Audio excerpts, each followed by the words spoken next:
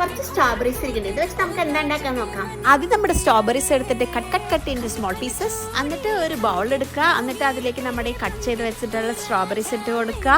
പിന്നെ നമുക്ക് ആവശ്യമായിട്ടുള്ളത് യോഗേർട്ടാണ് കേട്ടോ.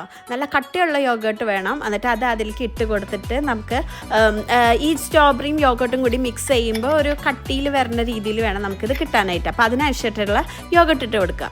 പിന്നെ ഇതുപോലുള്ള ഒരു ബേക്കിംഗ് ട്രേയോ അല്ലെങ്കിൽ ഒരു പരന്ന പ്ലേറ്റോ എന്താണെന്ന് വെച്ചാൽ എടുത്തിട്ട് അതിലേക്ക് ഈ യോഗട്ടിൻ്റെ മിക്സ് നമ്മളിങ്ങനെ കുറച്ചായിട്ട് ഇങ്ങനെ വെച്ച് കൊടുത്തിട്ട് ഇങ്ങനെ പരത്തി കൊടുക്കുക. ഇത് എന്നിട്ട് നമുക്ക് നേരെ കൊണ്ടുപോയി ഫ്രീസറിൽ വെക്കാം കേട്ടോ. അതിന് പ്രത്യേകിച്ച് ടൈമൊന്നുമില്ല. നമുക്കത് തൊട്ട് നോക്കുമ്പോൾ അത് ഉറച്ചിട്ടുണ്ടായിരിക്കണം. അതാണ് അതിൻ്റെ ഒരു ടൈം. ഇനി ഒരു ചെറിയ പാത്രം എടുക്കുക. അതിലേക്ക് ആവശ്യത്തിന് നമുക്ക് ചോക്ലേറ്റ് ചിപ്പ് ഇട്ട് കൊടുക്കാം. അത് എന്നിട്ട് മൈക്രോവേവ് ചെയ്തോ അല്ലെങ്കിൽ ഡബിൾ ബോയിൽ ചെയ്തോ എങ്ങനെയാണെന്ന് വെച്ചാൽ നിങ്ങൾക്ക് അത് മെൽറ്റ് ചെയ്തെടുക്കാം. എന്നിട്ട് ഫ്രീസ് ചെയ്ത് സ്ട്രോബെറി യോഗട്ട് പീസസ് എടുത്തിട്ട് ഈ ചോക്ലേറ്റിലിട്ട് ഒന്ന് ഡിപ്പ് ചെയ്തിട്ട് നമ്മുടെ ട്രേയിലേക്ക് തിരിച്ച് വെക്കാം. എന്നിട്ട് അത് ഒന്നുകൂടി ഫ്രീസ് ആയിട്ട് വരുമ്പോൾ നമുക്ക് ഇതുപോലെ യമ്മി ആയിട്ട് തിന്നാം.